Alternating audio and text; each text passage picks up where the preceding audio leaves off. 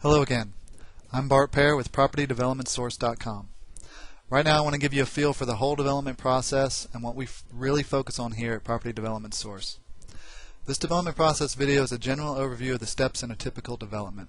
I go through it rather quickly, so if you miss something or you don't understand something, don't worry. The goal is a basic understanding. We will get into more specifics later. If you do have a question or want to make a comment, simply go to the blog post linked to this video and submit it there. Your feedback is important to us and we love to hear from you guys.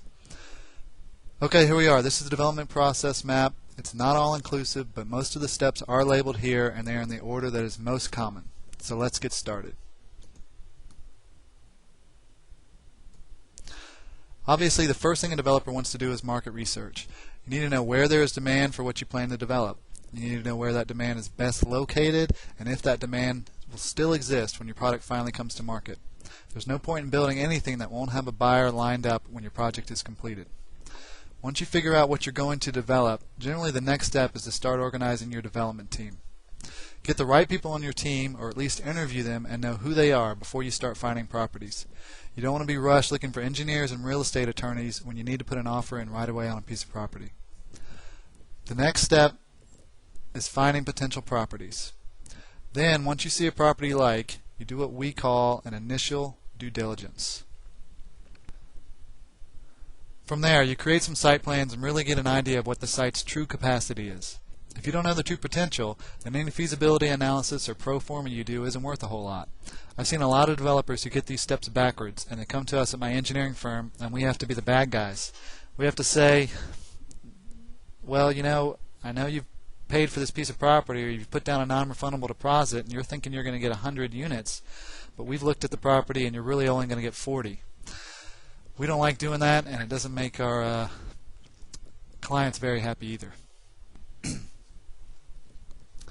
Once you create a site plan, then you can do some cost estimates and complete your feasibility analysis. After that, it's time to make your first go, no-go decision. Hopefully, it's a good one and you'll be submitting an offer. As you can see here, I have steps 3 through 7 highlighted. Those are highlighted because that is what developers do all the time. That is what you do most, finding and evaluating properties. It depends on what type of development you're looking to do, but I've seen developers go through 20 or 30 pieces of property before they find something that really excites them enough to submit an offer.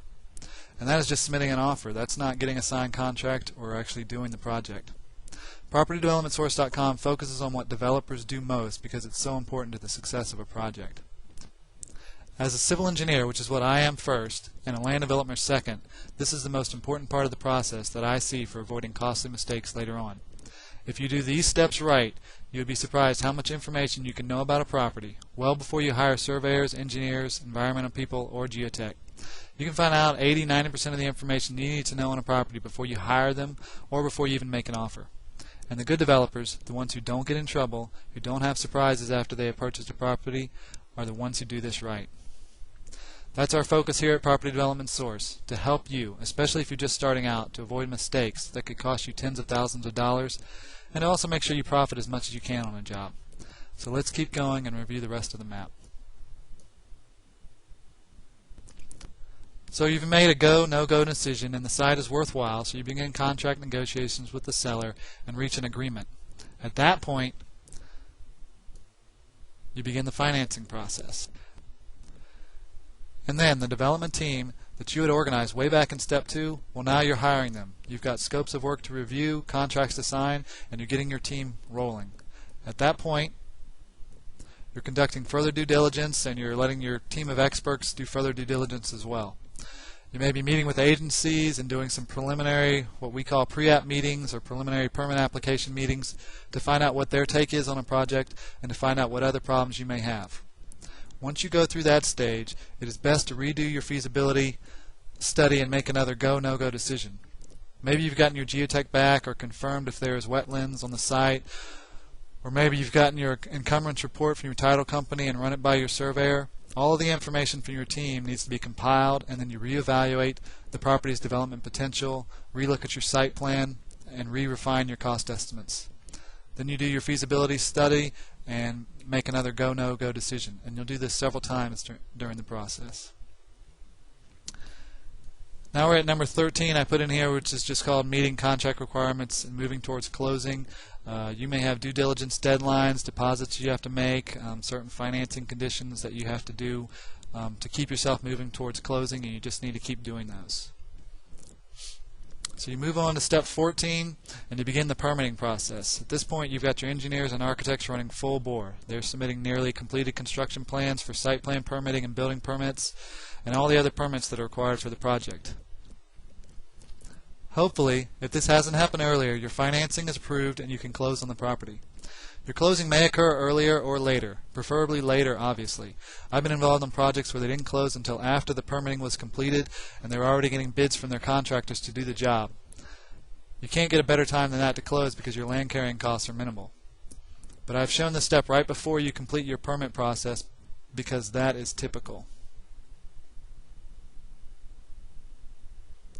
So as I said, you complete your permit process, you take those plans that have been approved by the agencies, and you go out and get your final construction bids.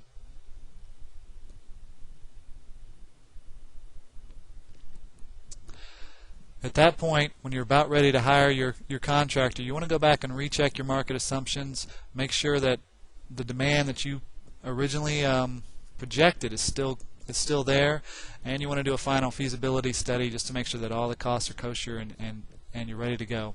Because once you start the construction process, the money that you spend goes up significantly.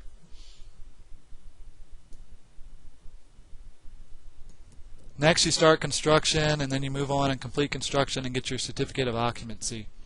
Obviously, I could have included a lot of steps in this portion of it, but I wanted to keep this overview pretty simple and try to make it as brief as possible.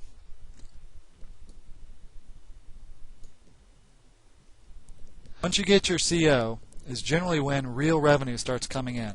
It's a nice feeling because you've been spending cash like crazy over these past few months and you're finally getting some decent returns coming back. At that point you would either remove or restructure your financing. If it was a construction loan and you were just renting things out, you'd convert it to a typical mortgage. If you're actually selling those units, you just remove it completely. One thing you'll notice about this development process tutorial is that I don't do a lot of steps dealing with financing, and I don't talk about marketing a project or hiring salespeople or anything like that. Like I said, that is because that's not our focus here at PropertyDevelopmentSource.com. There are a lot of books and e-books out there that claim to show you everything you need to know about the land development process in 200 or 300 pages. To be honest, I've collected most of those books and I've gone through them, and they're really not more than an overview of the process. They've got some good stuff here and there, but they're not complete. It just isn't possible. You can't get something all-inclusive that's going to truly teach you how to do land development in 200 or 300 pages. And that's why we made the decision at PropertyDevelopmentSource.com to not even try to teach you everything about land development. Instead, we want to teach you everything we possibly can about the steps we know best, which just so happen to be the steps developers do most. And hopefully, you find what we teach you valuable. Thanks.